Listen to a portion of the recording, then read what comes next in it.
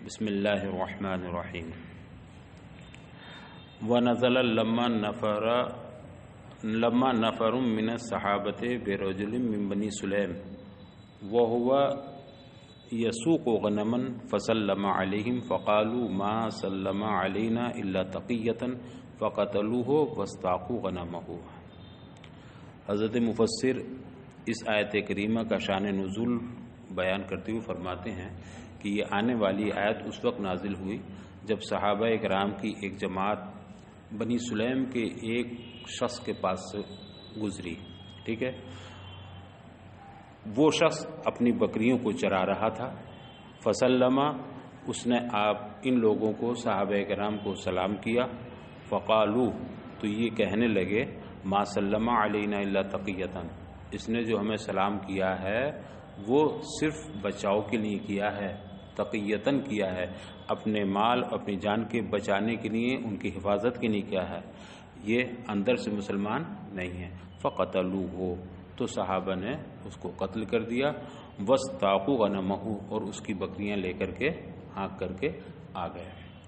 معاملہ یہ تھا کہ اللہ کے رسول صلی اللہ علیہ وسلم نے ایک سریہ، ایک دستہ اہل فدق کی طرف روانہ فرمایا کہ جاؤ اہل فدق سے جہاد کرو. تو یہ صحابہ کرام کی ایک جماعت اہل فدق کی طرف آئی. اہل فدق ایمان نہیں لائے تھے. وہ جب انہیں معلوم ہوا کہ مسلمان جہاد کے لیے آ رہے ہیں، چڑھائی کر رہے ہیں، تو وہ سب کے سب بھاگ گئے، اپنی جگہ چھوڑ کر کے، اپنا گاؤں اپنی بستی چھوڑ کر بھاگ گئے. صرف ایک شخص باقی رہ گئے، ان کا نام تھا مرداس بن نحیک. یہ اسلام لا چکے تھے مگر اسلام انہوں نے ابھی ظاہر نہیں کیا تھا. تو جب دیکھا کہ اہل فدق سب چلے گئے، سب بھاگ گئے، تنہا یہ باقی، تو یہ اپنی بکریاں چرا رہے تھے. انہوں نے پہلے تو یہ سمجھا کہ کوئی حملہ آور آ رہا ہے، تو بکریوں کو لے کر کے ایک پہاڑی پر چڑھ گئے. لیکن جب وہ لوگ قریب آئے اور ان کے نعرے انہوں نے سنے، اللہ اکبر کہ لا الہ الا اللہ محمد، تو وہ سمجھے کہ یہ تو مسلمان آ رہے ہیں. وہ اپنے بارے میں جانتے تھے کہ میں مسلمان ہوں، اسلام لا چکا ہوں، تو اب تو یہ سب میرے بھائی ہیں. لہذا یہ اوپر چڑھنے کے بجائے پھر نیچے آنے لگے اپنی بکریوں کے ساتھ، اور وہیں سے انہوں نے پڑھنا شروع کر دیا لا الہ الا اللہ محمد رسول اللہ، لا الہ الا اللہ محمد رسول اللہ. اور انہیں آ کر کے سلام بھی کیا، اس صحابہ کرام کی جماعت کو آ کر کے سلام کیا، السلام علیکم. تو چونکہ سب بھائی سمجھے انہوں نے، تو جب انہوں نے آ کے سلام کیا تو صحابہ کرام کہنے لگے ارے یہ تقیتاً ہمیں سلام کر رہا ہے. جیسے آج کل شیعہ وغیرہ تقیہ کرتے ہی نہیں.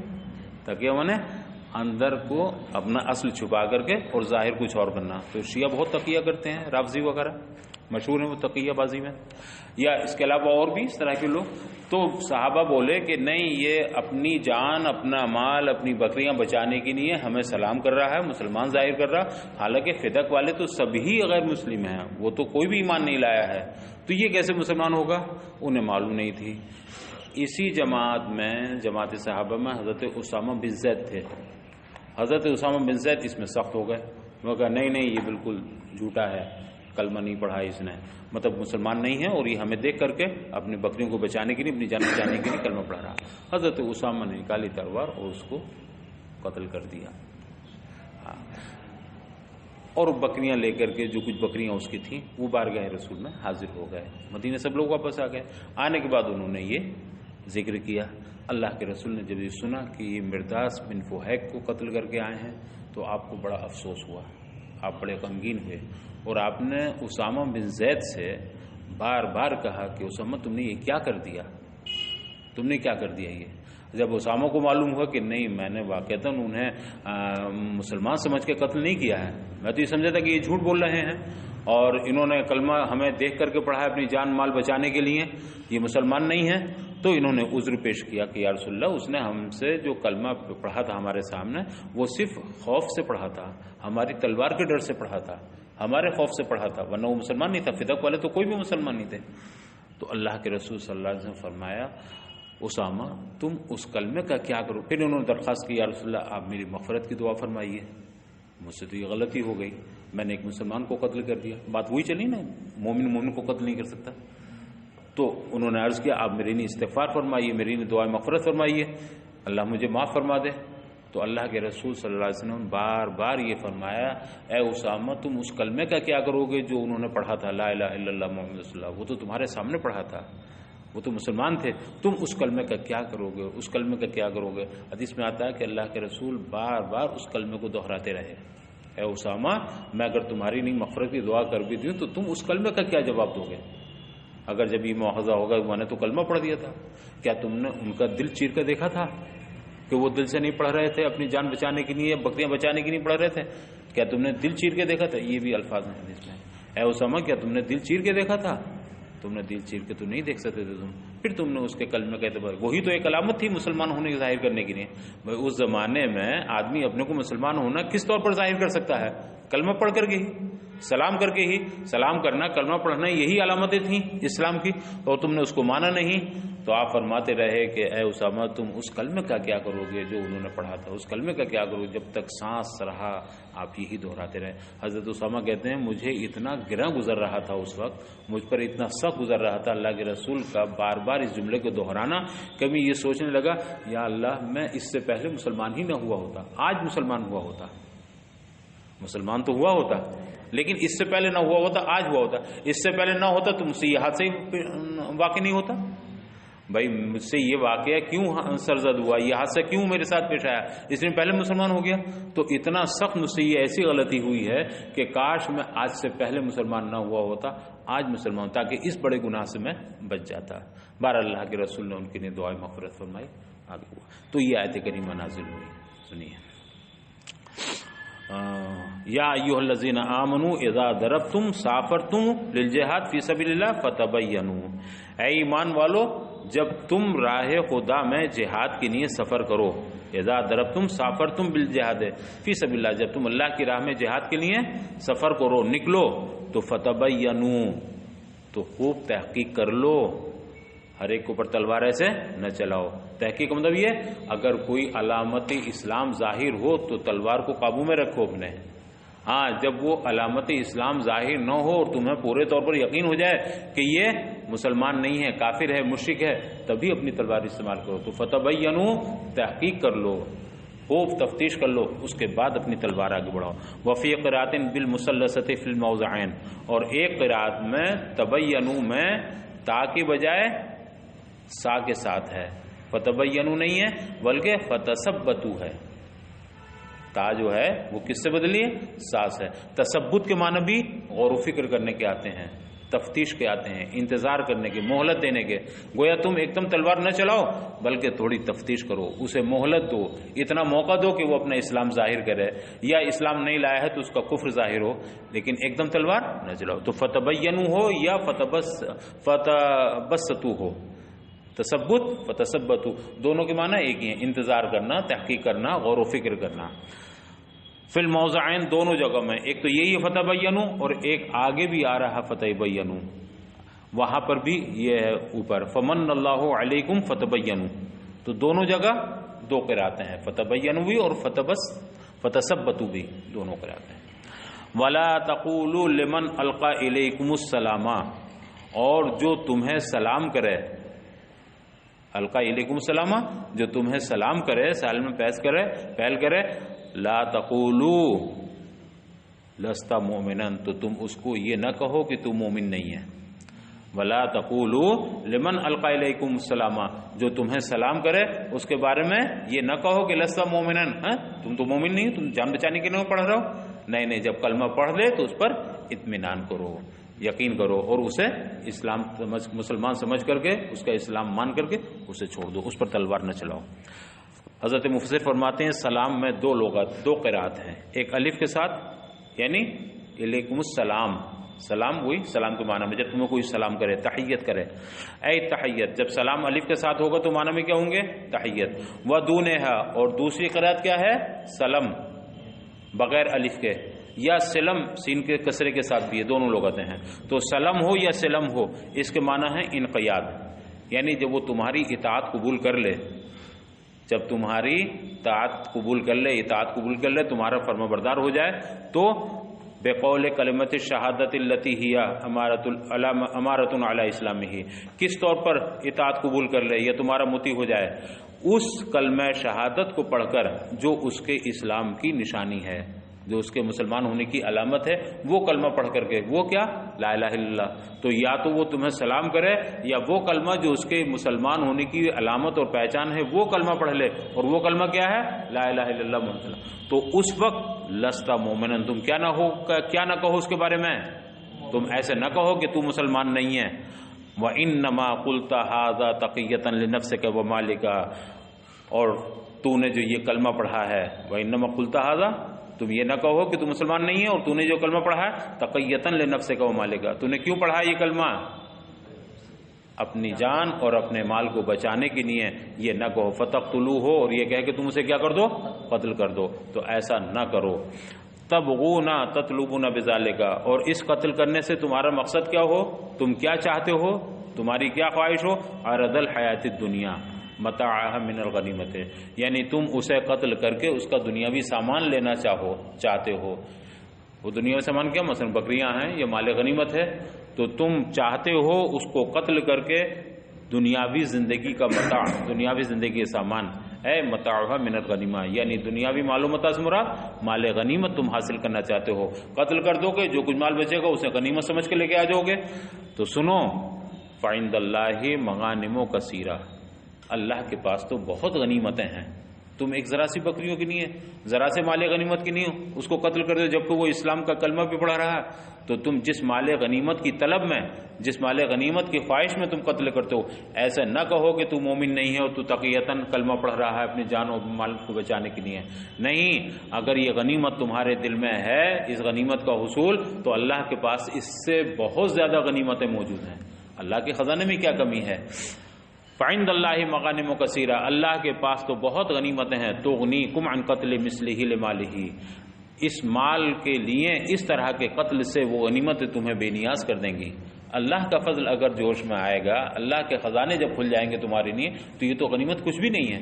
تو اللہ کے پاس تو اتنی غنیمتیں ہیں کہ یہ معمولی متاع دنیا تمہاری نہیں، تمہیں اس سے وہ بے نیاز کر دیں گی، اس کی غنیمتیں. کذالک کنتم من قبل، پھر فرمایا گیا تم یہ بھی تو غور کرو کہ تم بھی تو پہلے ایسے ہی تھے. اس نے کلمہ پڑھ کر کے اپنا اسلام ظاہر کیا، تمہارے پاس اور کیا ذریعہ تھا؟ تم بھی تو جب شروع میں اسلام لائے تھے، کلمہ پڑھا تھا، تو تمہارے پاس بھی تو یہی چیز تھی اپنے جان اور اپنے مال کے میں حفاظت کرنے کے لیے. تم کلمہ پڑھتے تھے، تمہاری حفاظت ہو جاتی تھی. تم نے سلام کر دیا، تمہاری حفاظت کر دی گئی. تو یہ بھی غور کرو کہ کذالک کنتم من قبل، اس سے پہلے تم بھی اسی طرح تھے.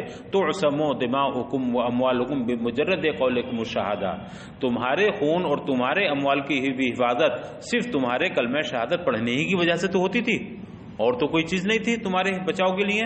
فمن اللہ علیکم، اللہ نے تم پر بڑا احسان فرمایا. کیا؟ بالاشتہار بالایمان والاستقامت، اللہ نے تمہارے ایمان کو مشہور کر دیا، تمہیں ایمان پر استقامت عطا فرمائی. اللہ کا بڑا احسان ہے. بھائی اس مرداس بن نوح کے ساتھ یہی نہ مشکل پریشانی تھی کہ اس کا ایمان مشہور نہیں تھا، اور وہ صرف کلمہ تمہارے سامنے پہلی بار آیا تو تم نے اس کا تسلیم نہیں کیا. تو اس کا کلمہ مشہور نہیں تھا تو تم نے کیا کہہ دیا اس کو؟ نہیں یہ جان بچانے کی نہیں کلمہ پڑھا رہا. تمہارے اوپر اللہ نے کتنا بڑا انعام کیا کہ تمہارا ایمان مشہور کر دیا. اور جب تمہارا ایمان مشہور ہو گیا تو پھر کسی کا ہاتھ تمہارے اوپر نہیں اٹھا، کسی کی تلوار تم پر نہیں اٹھی. اللہ نے تم پر احسان فرمایا تمہارے ایمان کو مشہور کر کے، والاستقامت، اور تم کو ایمان پر استقامت عطا فرما کر. فتبینوا، پھر فرمایا گیا تم تحقیق کر لیا کرو، غور و فکر کر لیا کرو. ان تقتلوا مؤمنا، کہ تم کسی مومن کو تو قتل نہیں کر رہے ہو. خوب سوچ سمجھ کے تلوار اٹھاؤ، غور کیا کرو. وفعلوا بالداخل فی الاسلام کما فعل بکم، اور جو داخل فی الاسلام ہو، جو دامن اسلام سے وابستہ ہو چکا ہو، اس کے ساتھ ویسا ہی معاملہ کرو، وہی برتاؤ کرو. کما فعل بکم، جیسے تمہارے ساتھ کیا گیا ہے. تو تم بھی کل تنہا تھے، تمہارے ساتھ جیسے حفاظت کی گئی اور تمہارا کلمہ تسلیم کر لیا گیا، اسی طرح تم اوروں کے ساتھ بھی ایسا ہی کرو. تو جو داخل فی الاسلام ہیں، جو مسلمان ہو چکے ہیں، حلقہ بگوش اسلام ہو چکے ہیں، ان کے ساتھ تم ویسے ہی معاملہ کرو. کما فعل بکم، جیسا تمہارے ساتھ کیا جا چکا ہے. ان اللہ کان بما تعملون خبیرا، بے شک اللہ تعالیٰ تمہارے کاموں سے باخبر ہے، وہ خوب جانتا ہے تم جو کچھ کرتے ہو. فیجازیکم بہ، اللہ تعالیٰ اس کی تمہیں جزا دے گا، اس کا بدلہ تمہیں عطا فرمائے گا. لا یستوی القاعدون من المؤمنین غیر اولی الضرر والمجاہدون فی سبیل اللہ باموالہم وانفسہم، برابر نہیں ہیں وہ لوگ، وہ مومنین جو بیٹھے رہے جہاد میں جانے سے رکے رہے، وہ مومن یا وہ مسلمان جو جہاد سے رک کر بیٹھ رہے غیر اولی ضرر، بلا عذر، اگر کوئی عذر ہو تو کوئی بات نہیں ہے، لیکن بلا عذر جو لوگ جہاد کرنے سے بیٹھ رہے اور میدان جہاد میں نہ گئے، وہ برابر نہیں ہیں کن کے؟ ان مسلمانوں کے جو اللہ کی راہ میں اپنے اموال اور اپنی جانوں سے جہاد کرتے ہیں، یعنی مجاہدین اور قائدین برابر نہیں ہے۔ ظاہر سی بات ہے مجاہدین کے مرتبے بہت بلند ہے، اور جو مجاہدین نہیں ہیں قائدین ہیں، اور قائدین بھی کیسے؟ بلا عذر، کوئی مجبوری بھی نہیں، کوئی عذر بھی نہیں۔ بلا عذر کا مطلب یہ ہے اگر کوئی عذر ہوتا، مثلا نابینا ہے تو ان پر جہاد فرض نہیں ہے، اب تو گھر میں ہی رکیں گے، میدان میں نہیں جائیں گے۔ کوئی لنگڑا ہے، کوئی لولا ہے، کوئی لنجا ہے، کوئی تلوار اٹھانے کے لائق نہیں ہے، یا کسی کے پاس کوئی ہتھیار ہی نہیں ہے تو وہ بھی تو معذور ہے۔ اگر کوئی عذر نہیں ہے پھر بھی وہ گھر میں بیٹھا رہا تو ایسے غیر معذور قائدین میں اور مجاہدین فی سبیل اللہ میں جو اپنے مال اور اپنی جانوں سے جہاد کرتے ہیں اللہ کی راہ میں، ان میں برابری نہیں ہے، وہ ایک دوسرے کے برابر نہیں ہو سکتے۔ لا یستوی القاعدون من المؤمنین، وہ مسلمان، وہ مومن جو قائد ہیں، بیٹھے ہوئے ہیں، قائدین ہیں، غیر اولی ضرر، بغیر عذر کے بیٹھے ہیں۔ یہ غیر رفع کے ساتھ بھی ہے، اور جب رفع کے ساتھ ہوگا تو یہ صفت ہوگا کس کی؟ مومنین کی، قائدون کی۔ کون قائدین؟ جو جہاد سے بیٹھے ہیں، یعنی غیر اولی ضرر، وہ قائدین جو بلا عذر بیٹھے ہوئے ہیں۔ یا اس سے بہتر تو یہ ہے کہ اسے صفت نہ مانے بلکہ قائدون سے بدل مان لیں، جو لوگ بیٹھے رہے کون ہے؟ بلا عذر بیٹھنے والے، بلا عذر۔ والنسب، اور غیر کی ایک تاخیرات نسب کے ساتھ بھی ہے، نسب اگر ہے تو استثناء ہوگا، یعنی وہ لوگ برابر نہیں ہیں جو بیٹھے رہے بلا عذر مگر غیر عذر کی وجہ سے۔ من ضمانتن، وہ عذر کیا ہے؟ مثلا ان کا لنجھا پن ہونا، یا ان کا لنگڑا ہونا، او عمن، یا ان کا نابینا ہونا وغیرہ ہی۔ اگر کوئی ایسا عذر ہے اس کی وجہ سے بیٹھے ہیں تو بات دوسری ہے، بلا عذر جو بیٹھے ہیں یہ برابر نہیں ہیں ان لوگوں کے، ان مسلمانوں کے جو اللہ کی راہ میں جہاد کرنے والے ہیں، بے اموالہم وانفسہم، کس کے ذریعے؟ اپنے مال اور اپنے جانوں کے ذریعے جہاد کرنے والے ہیں۔ فضل اللہ المجاہدین بے اموالہم وانفسہم علی القائدین، اللہ تعالیٰ نے ان مجاہدین کو، یعنی ان مسلمانوں کو جو اپنے اموال اور اپنی جانوں کے ذریعے جہاد کرتے ہیں راہ خدا میں، انہیں فضیلت عطا فرمائی ہے۔ علی القائدین، کن پر؟ بیٹھنے والوں پر۔ لے ضررن، مگر کون سے بیٹھنے والوں پر؟ جو عذر کی وجہ سے بیٹھے ہیں۔ جو بلا عذر نہیں گئے وہ تو خیر خطرناک ہیں، لیکن جو کسی عذر کی وجہ سے نہیں گئے ان پر بھی مجاہدین کو فضیلت عطا فرمائی ہے۔ درجتاً، ایک درجے کی فضیلت عطا فرمائی ہے۔ ایک درجے کی مطلب لے استوائہما فی النیت، اس لیے کہ اگر نیت کا اعتبار کیا جائے تو دونوں کی نیتیں برابر ہیں۔ جو مجاہد یا مسلمان نابینا تھے، لنجے تھے، لنگڑے تھے، جن کے پاس کوئی سامان نہیں تھا، وہ بھی گھر میں بیٹھے رہے، لیکن چاہتے کیا تھے وہ؟ اگر ہم آج نابینا نہ ہوتے تو ہم بھی جہاد میں ہوتے، اگر ہماری ٹانگوں میں جان ہوتی، ہم لنجے نہ ہوتے، ہمارے ہاتھ بازوؤں میں قوت ہوتی تو ہم بھی جہاد میں جاتے۔ تو جہاد میں جانے کی تمنا ان کی بھی ہے، جہاد میں جانے کی نیت ان کی بھی ہے، اور جہاد میں جانے کی نیت ان کی بھی ہے جو میدان جہاد میں کارکردگی کے کر رہے ہیں، جو میدان جہاد میں کام کر رہے ہیں۔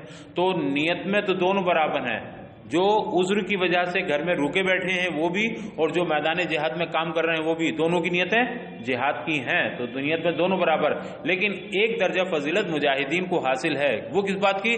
کہ وہ عملی طور پر جہاد کر رہے ہیں اور عملاً یہ جہاد سے محروم ہیں۔ تو نیت میں تو برابر ہیں مگر عملاً مجاہدین بہرحال عملی میدان میں قدم رکھے ہوئے ہیں اور یہ عملاً جہاد نہیں کر رہے ہیں۔ تو اس عملی اقدام کی وجہ سے انہیں ایک درجہ فضیلت حاصل ہے۔ کس کو؟ مجاہدین کو۔ کس پر؟ قائدین پر۔ کون سے قائدین پر؟ جو عذر والے ہیں۔ فضل اللہ المجاہدین باموالہم وانفسہم، اللہ نے ان مسلمانوں کو فضیلت عطا فرمائی ہے، ان مجاہدوں کو جو اپنے اموال اور اپنی جانوں کے ذریعے جہاد کرتے ہیں، علی القائدین، کن پر فضیلت عطا فرمائی؟ قائدین پر، مگر قائدین کون سے؟ لِضَرَرٍ، جو عذر کی وجہ سے نہیں جا سکے اور بیٹھے رہے، درجتاً ایک درجہ فضیلت فرمائی، لِاِسْتِوَائِهِمَا فِي النِّيَّةِ، فضیلت تو دونوں کو حاصل ہے، کیوں؟ اس لیے کہ دونوں نیت میں برابر، وَزِيَادَةُ الْمُجَاهِدِ بِالْمُبَاشَرَةِ، لیکن مجاہدین کو زیادہ فضیلت حاصل ہے، وہ کس وجہ سے؟ مباشرت کی وجہ سے۔ مباشرت کو مطلب میدان عمل میں کودنے کی وجہ سے، میدان کارزار میں عمل جہاد کرنے کی وجہ سے۔ وَكُلًّا مِّنَ الْفَرِيقَيْنِ، اور ان میں سے ہر ایک سے یعنی سب سے، اور اللہ نے سب سے یعنی دونوں فریقوں سے، وعد اللہ الحسن الجنت، اللہ نے بھلائی کا وعدہ فرمایا ہے، جنت کا وعدہ فرمایا۔ کون سے دونوں فریقوں سے؟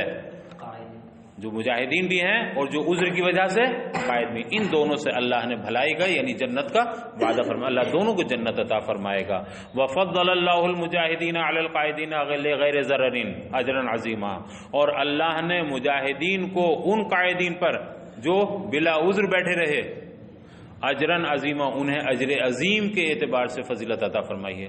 مسلمان وہ بھی ہیں جو بیٹھے رہے، کوئی عذر نہیں تھا، انہیں بھی جہاد میں جانا چاہیے تھا لیکن جہاد میں نہیں گئے، وہ بہت بڑی محرومی کے شکار ہوئے، تو اللہ نے ان لوگوں پر مجاہدین کو اجر عظیم کے ذریعے فضیلت عطا فرمائی، اور جو عذر کی وجہ سے بیٹھے رہے ان پر ایک درجہ فضیلت عطا فرمائی۔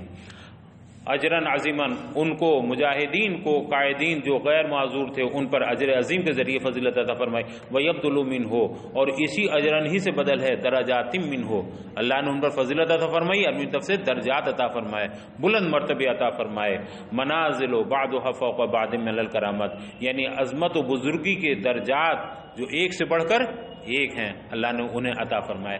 یہ درجات متعدد ہیں، بعض حضرات نے فرمایا وصل نے کہ یہ درجات 7 ہیں جو ایک دوسرے کے درمیان فرق والے ہیں، بعض میں فرمایا 70 درجات، اور بعض مسلم کہتے ہیں کہ 700 درجات ہیں، اور ہر درجے کا فاصلہ یہ ہے جتنا زمین و آسمان کے درمیان، یعنی ایک شخص کا مقام یہ ہے اور اس کے دوسرے کا اس سے بلند، تو کتنا بلند؟ جتنی زمین و آسمان کے درمیان فاصلہ ہے، ہر درجے میں اتنا فاصلہ ہے، تو اللہ تعالیٰ نے ان کو اجر عظیم کے اعتبار سے اور درجات اور منازل و مراتب کے لحاظ سے بہت بڑا مطلب بڑی فضیلت عطا فرمائی ہے۔ وفضل اللہ المجاہدین علی القائدین غیر ضرر، اور اللہ تعالیٰ نے ان مجاہدین کو قائدین پر، وہ قائدین جو بلا عذر بیٹھے رہے ان پر اجر عظیم کے ذریعے فضیلت عطا فرمائی، اور اسی سے بدل ہے درجات منہ، اللہ نے انہیں اپنی طرف سے درجات عطا فرمائے، یعنی ایسے مراتب اور منازل کہ جن میں بعض سے کرامت میں اور بزرگی میں اعلیٰ ہیں، بلند ہیں۔ وَمَغْفِرَةً وَرَحْمَةً، اور اللہ نے اپنی طرف سے انہیں کس سے نوازا؟ مغفرت اور رحمت سے، اللہ نے بخشش سے بھی انہیں نوازا اور اپنی رحمت خاصہ سے بھی نوازا۔ منصوبان بفعلہم المقدر، یہ مغفرتاً اور رحمتاً دونوں منصوب ہیں فعل مقدر کی وجہ سے۔ اصل میں کیا تھا؟ غفرہم اللہ مغفرتاً یا رحمہم اللہ رحمتاً، تو رحمہ اور غفرہ کا یہ مفعول مطلق ہے۔ وَكَانَ اللَّهُ غَفُورًا لِأَوْلِيَائِهِ، اور اللہ تعالیٰ اپنے اولیاء کے لیے، اپنے دوستوں کے لیے بڑی مغفرت فرمانے والا ہے، ان کے لیے غفور ہے۔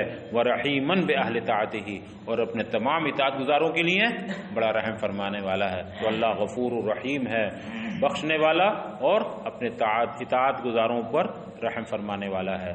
وَنَزَلَ فِي جَمَاعَةٍ أَسْلَمُوا وَلَمْ يُهَاجِرُوا فَقُتِلُوا يَوْمَ بَدْرٍ مَعَ الْكُفَّارِ، یہ آیت کریمہ ان لوگوں کے بارے میں نازل ہوئی، ایسے لوگوں کے بارے میں، ایسی جماعت کے بارے میں جو اسلام تو لے آئے تھے، ولم یہاجروا، لیکن انہوں نے ہجرت نہیں کی تھی، اس وقت ہجرت کرنا بھی فرض تھا، تو یہ اسلام تو لے آئے مگر اسلام لانے کے بعد ہجرت نہیں کی انہوں نے اور وہیں رہ گئے یہ۔ فقتلوا یوم بدر مع الکفار، اور پھر وہاں رہ کر کے یہ بدر میں لڑنے کی نہیں، کن کے ساتھ آئے؟ کافروں کے ساتھ آئے۔ اسلام لے آئے تھے مگر اسلام تو کامل نہیں ہوا نا، ایک فرض تو رہ گیا، کون سا فرض تھا؟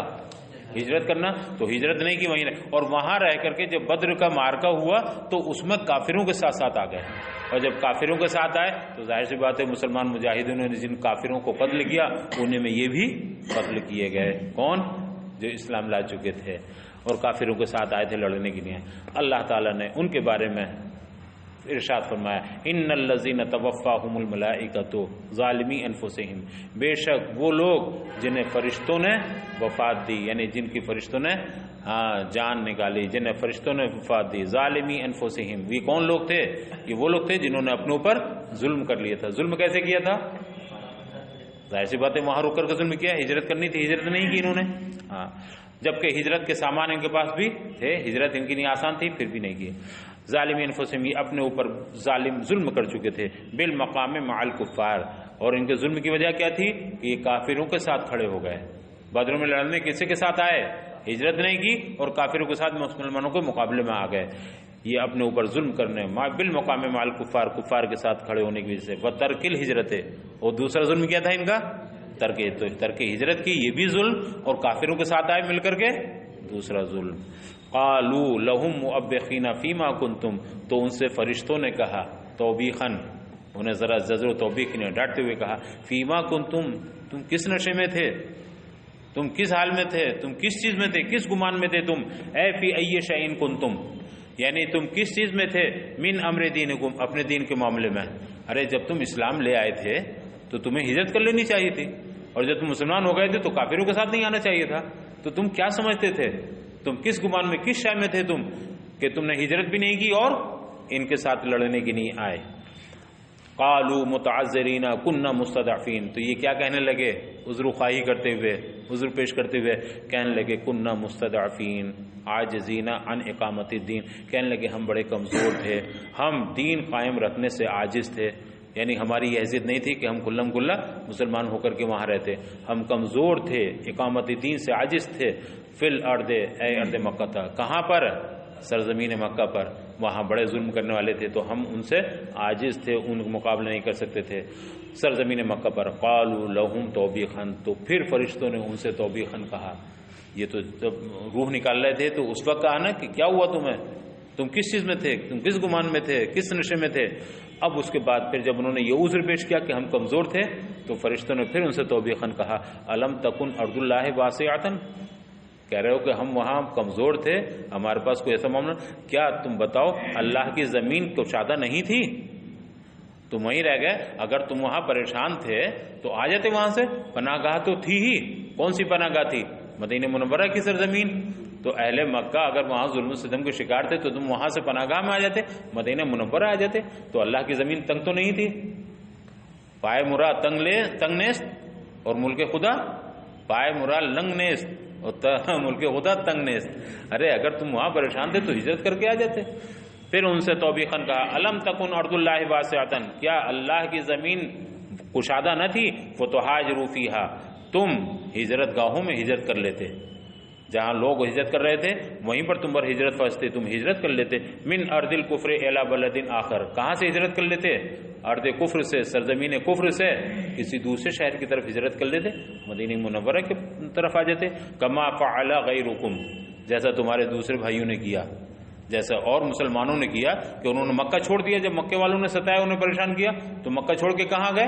مدینہ منورہ آ گئے، تو تم بھی یہی کر لیتے، کما فعل غیرکم، جیسا تمہارے علاوہ دوسرے لوگوں نے کیا، تمہاری نہیں بھی زمین تنگ نہیں تھی، تم بھی ہجرت کر کے آ جاتے۔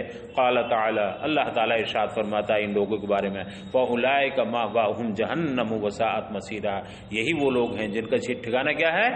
جہنم ہے۔ تو پتہ چلا ان کا اسلام مقبول نہیں تھا، ہجرت فرض تھی، ہجرت انہوں نے ترک کی تو اسلام کامل ہی نہیں ہوا، تو اب وہ جہنمی ہیں، یہی وہ لوگ ہیں جن کا ٹھکانہ جہنم ہے، وساءت مصیرا، اور وہ کیا ہی برا ٹھکانہ ہے، جہنم بہت برا بچھونا ہے، بہت برا ٹھکانہ ہے۔ الا المستضعفین من الرجال والنساء والولدان لا یستطیعون حیلۃ، ہاں یہ ٹھکانہ ان لوگوں کا ہے جنہوں نے ہجرت نہیں کی، الا المستضعفین، اب یہاں سے استثناء فرما دیا، ہاں جو واقعتاً کمزور ہوں، جو واقعتاً استطاعت نہ رکھتے ہوں، مثلا وہ مرد، وہ بوڑھے مرد یا وہ عورتیں یا بچے، لا یستطیعون حیلۃ، جو کسی تدبیر کی صلاحیت نہیں رکھتے، کسی تدبیر کی استطاعت نہیں رکھتے، یعنی ان کے پاس نہ تو ہجرت کرنے کی نہیں کوئی سواری ہے، نہ وہ راستہ جانتے ہیں، نہ کوئی ان کے لیے اور ہیلا اور تدبیر ہے، وہ لوگ واقعتاً معذور ہیں، وہ لوگ واقعتاً کمزور ہیں. تو جو واقعتاً کمزور ہوں وہ مرد ہوں، عورتیں یا بچے، اسی طرح بہت سے لوگ رکے تھے. اس سے پہلے آپ پڑھ چکے ہیں حضرت عبداللہ بن عباس کیا فرماتے ہیں، میں اور میری والدہ بھی انہی رکنے والوں میں تھے اور ہمارے اوپر بھی بڑا ظلم ہوتا تھا.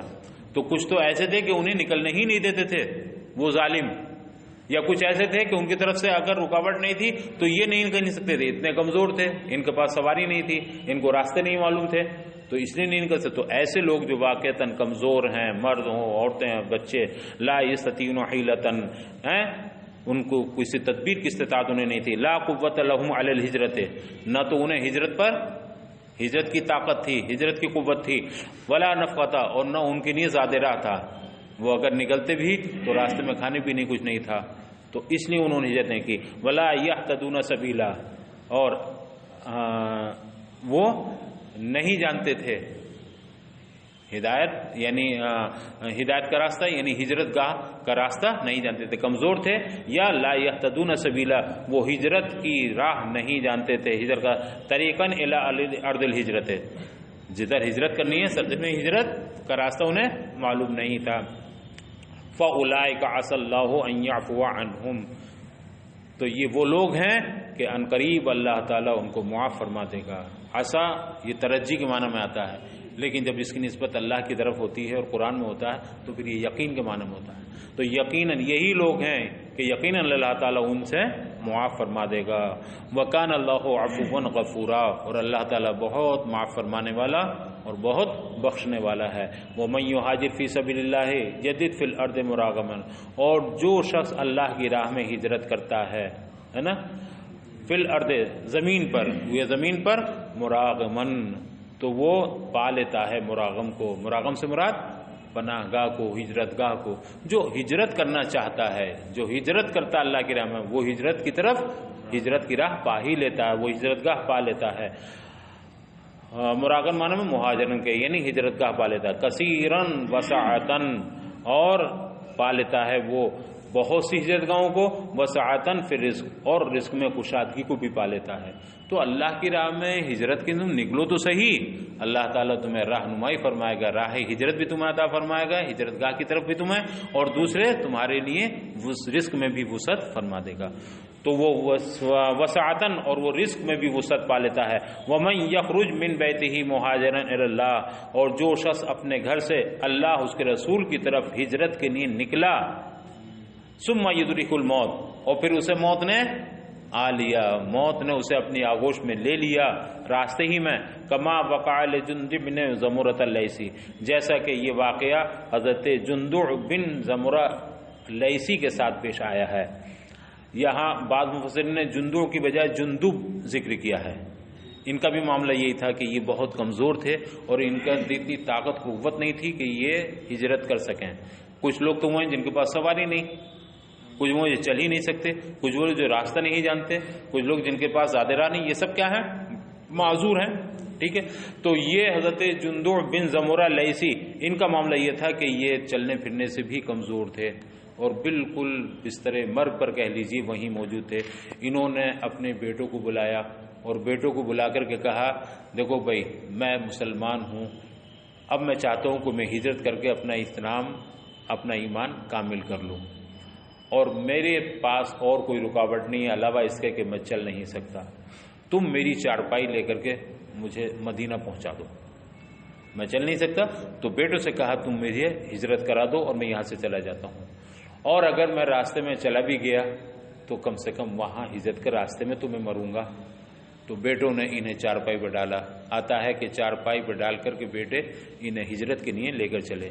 ابھی کچھ ہی دور چلے تھے، راستے ہی میں تھے کہ ان کا انتقال ہو گیا. تو یہ آیت کریمہ نازل ہوئی کہ یہ وہ شخص ہیں جو واقعی نہیں جا سکتے تھے لیکن جانے کی تمنا، جانے کی وہ تھی، اور اس عالم میں بھی جا رہے تھے. تو آیت کریمہ نازل ہوئی، کیا فرمایا؟ وَمَن يَخْرُجْ مِن بَيْتِهِ مُهَاجِرًا إِلَى اللَّهِ، ہے نا، وہ شخص جو اپنے گھر سے اللہ کی راہ میں ہجرت نکلتا ہے، ثم يدركه الموت، پھر اسے راستے ہی میں موت اپنی آغوش میں لے لیتی ہے راستے میں. کما وقع لجندب بن زمرۃ اللیثی فقد وقع ثبت اجرہ علی اللہ، تو اس نے جب ہجرت شروع کر دی تو یقیناً اس کا اجر اللہ کے ذمہ کرم میں ثابت ہو گیا. تو جو اسے مدینہ پہنچ کر کے اجر ملتا ہجرت پوری ہو جانے کے بعد، وہی اجر اللہ تعالیٰ اپنے کرم سے عطا فرمائے گا. تو اللہ کے ذمہ کرم میں اس کا اجر ثابت ہو. وقع کی تفسیر کی ثبت ہے، یعنی ثابت ہو گیا. وکان اللہ غفورا رحیما، اور اللہ تعالیٰ بخشنے والا اور رحم فرمانے والا ہے. وہ بندوں کو بخشتا بھی ہے، وہ اپنے بندوں پر رحم بھی فرماتا ہے.